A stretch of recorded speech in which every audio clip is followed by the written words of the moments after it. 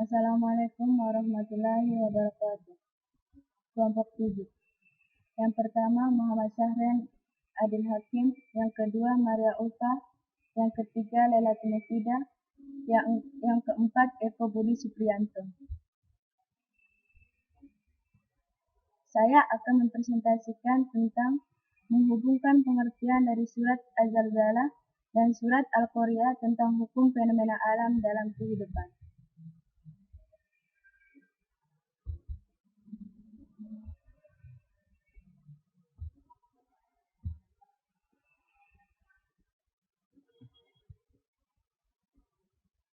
Mari kita dengarkan seksama.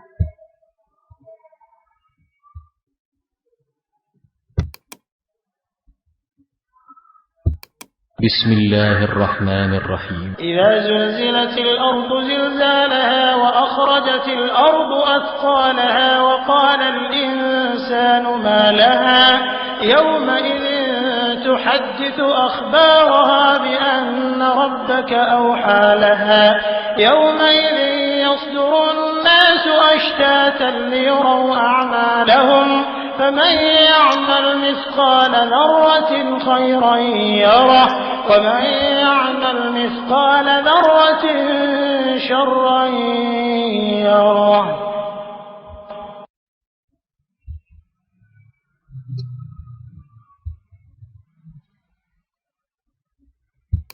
بسم الله الرحمن الرحيم القارعة ما القارعة وما أدراك ما القارعة يوم يكون الناس كالفراش المبثوث وتكون الجبال كالعهن المنفوش فأما من ثقلت موازينه فهو في عيشة راضية وأما من خفت موازينه فأمه هاوية وما أدراك ما هي نار حامية.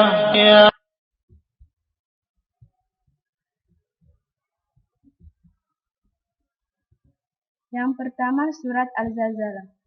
Surat Al-Zalzalah terdiri dari 8 ayat. Surat Al-Zalzalah termasuk surat Madaniyah atau diturunkan di Madinah. Surat Al-Zalzalah diturunkan sesudah surat An-Nisa. Nama Al-Zalzalah diambil dari kata zalzalah yang terdapat pada ayat pertama yang mengandung arti kegoncangan.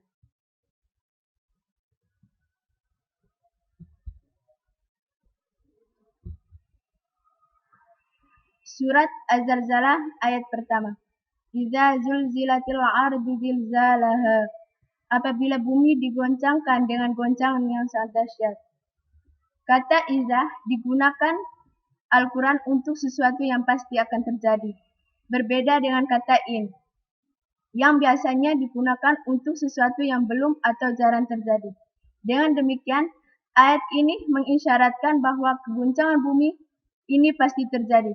Ibnu Abbas menafsirkan ayat ini, yakni bumi bergerak dan bergetar di bagian bawahnya hingga menimbulkan gempa yang dahsyat. Surat Az-Zalzalah ayat 2. Wa akhrajatil ardu asqalaha. Dan bumi telah mengeluarkan beban berat yang dikandungnya. Pengulangan kata al-ard pada ayat kedua ini menunjukkan bahwa guncangan atau gempa ini terjadi di seluruh wilayah bumi, bukan hanya sebagian wilayah sebagaimana gempa bumi yang kita ketahui saat ini.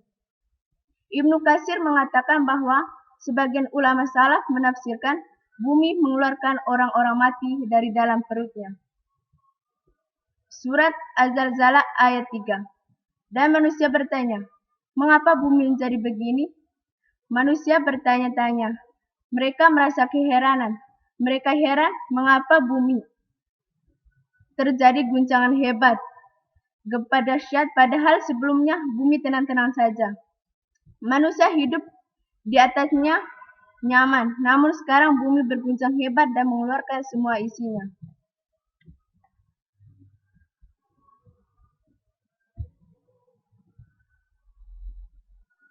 Surat Az-Zalzalah ayat 4. Yauma idzin tuhaddisu akhbaraha.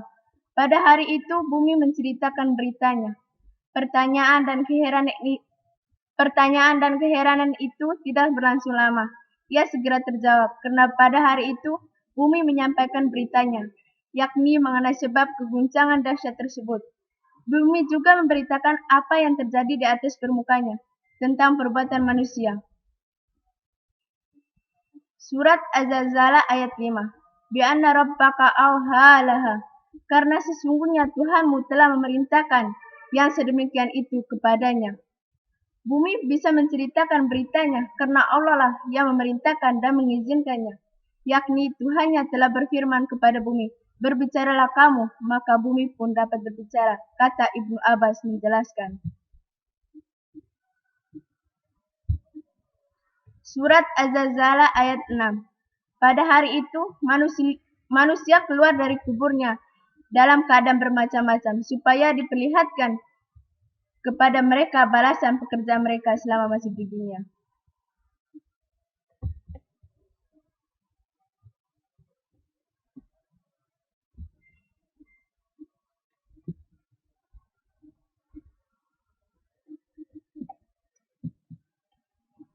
Surat Az-Zalzalah ayat 7. Fama ya'mal misqala dzarratin kharran yarah. Barang siapa yang mengerjakan kebaikan seberat zarah pun, niscaya dia akan melihat balasannya. Kata zarah digunakan untuk menggambarkan sesuatu yang terkecil. Semut kecil pada awal kehidupannya disebut zarah. Biji sawi juga disebut zarah. Debu yang terlihat saat cahaya matahari menerbos melalui celah atau jendela disebut zarah. Kata yarah berasal dari kata ra, yang artinya melihat. Awalnya adalah melihat dengan mata kepala, namun kata ini juga berarti mengetahui amal kebaikan sekecil apapun. Di akhirat nanti akan terlihat balasannya. Surat Az-Zalzalah ayat 8. Fama ya'mal misqala dzarratin syarran yarah. Dan barang siapa yang mengerjakan kejahatan sebesar zarah pun, niscaya dia akan melihat balasannya pula. Demikian pula amal keburukan sekecil apapun di akhirat nanti akan terbalas. Rasulullah SAW mengingatkan umatnya untuk tidak meremehkan dosa meskipun itu dosa kecil.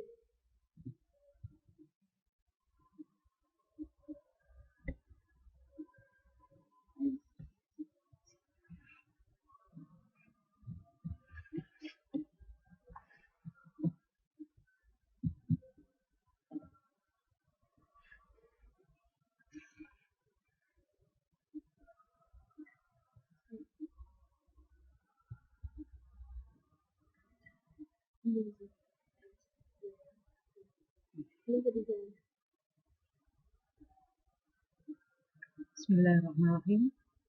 Assalamualaikum warahmatullahi wabarakatuh. Saya akan mempresentasikan surat Al-Qari'ah. Surat Al-Qari'ah terdiri dari 11 ayat, termasuk golongan surat-surat Makkiyah. Diturunkan setelah surat Al-Quraisy. Sedangkan nama Al-Qari'ah diambil dari kata Al-Qari'ah yang terdapat pada ayat pertama, yang artinya yang mengutuk dengan keras. Kemudian kata ini dipakai untuk hari kiamat. Isi kandungan surat Al-Qari'ah adalah kejadian hari kiamat, yaitu manusia diterbangkan, gunung berhamburan, amal perbuatan manusia ditimbang dan dibalas.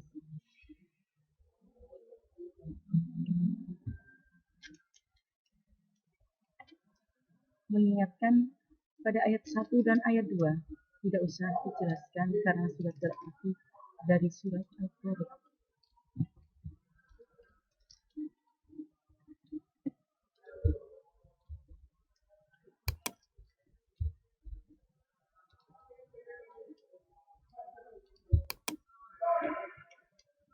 Pada surat ayat Al-Qari'ah ayat yang ketiga, wa ma adraka mal qari'ah. Tahukah kamu apakah hari kiamat itu? Ayat yang keempat, yauma yakunun nasu kal farashil mabthur. Pada hari itu manusia seperti anai-anai yang bertebaran, bercerai-berai kesana kemari, merasa kebingungan karena hura-hura yang sangat menakutkan pada hari itu. Surat Al-Qari'ah. Surat Al-Qari'ah terdiri dari 11 ayat, termasuk golongan surat-surat Makkiyah, diturunkan setelah surat Al-Quraisy. Nama Al-Qari'ah diambil dari kata Al-Qari'ah yang terdapat pada ayat pertama, yang artinya mengetuk dengan keras. Kemudian, kata ini dipakai untuk hari kiamat. Isi kandungan surat Al-Qari'ah adalah kejadian-kejadian hari kiamat, yaitu manusia berterbangan, gunung berhamburan, amal perbuatan manusia ditimbang dan dibalas.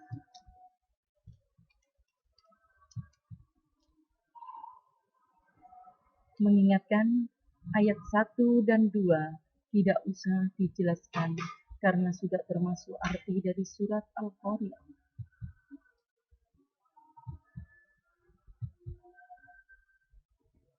Pada ayat yang ketiga, wa ma adraka mal qari'ah. Tahukah kamu apakah hari kiamat itu? Ayat yang keempat, yauma yakunun nasu kal farashil mabthus, yaitu pada hari itu manusia seperti anai-anai yang bertebaran ke sana ke sini karena merasa kebingungan, huru-hara yang sangat-sangat menakutkan di hari itu.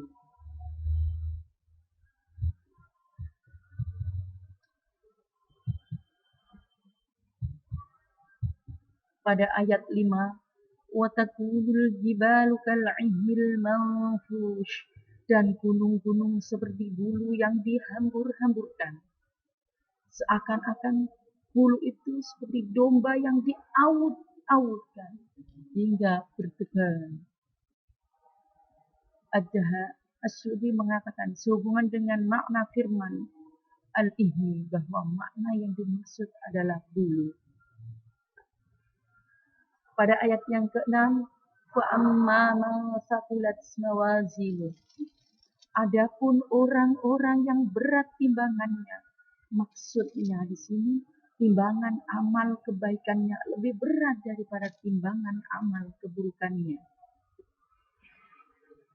Ayat yang ke-7, وَهُوَ فِي عِيشَةٍ رَاضِيَةٍ, berada dalam kebaikan yang memuaskan, yakni di dalam syurga. Pada ayat 8, wa amma man khaffat mawazinuh, dan adapun orang-orang yang ringan timbangannya, maksudnya timbangan amal keburukannya itu lebih berat daripada timbangan amal kebaikannya. Pada ayat 9, fa ummuhu hawiyah, maka tempat kembalinya adalah neraka hawiyah. Makna yang dimaksud yang terjatuh ke dalam neraka dengan kepala di bawah, yaitu neraka jahanam. Diungkapkan oleh ummuhu yang artinya otaknya. Qatadah mengatakan bahwa orang itu terjatuh ke dalam neraka dengan kepala di bawah. Pada ayat 10, wa ma adraka ma hiya, dan tahukah kamu apakah neraka hawiyah itu? Diceritakan oleh Abu Ta'ala, yakni orang mukmin yang meninggal dunia nanti, maka rohnya akan menuju di tempat arwah orang mukmin.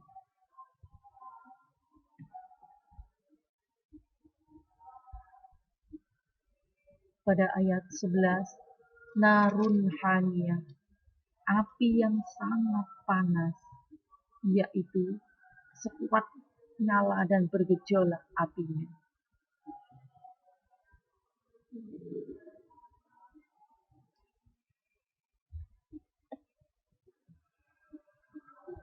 Contoh fenomena alam dalam kehidupan seperti gunung meletus, banjir, kebakaran, longsor, dan tsunami. Sekian, terima kasih. Assalamualaikum warahmatullahi wabarakatuh.